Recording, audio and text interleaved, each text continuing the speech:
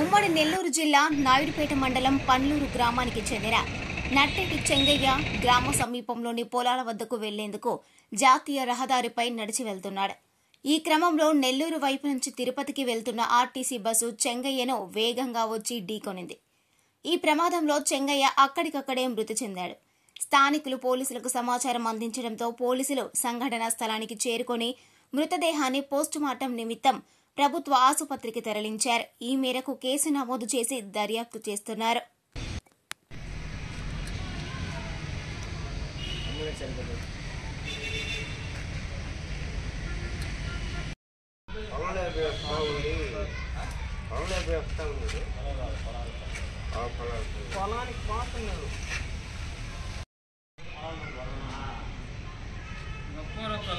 పొలానికి పోతున్నాడు ఆయన పోయేసి వస్తున్నాడని చెప్తున్నాడు.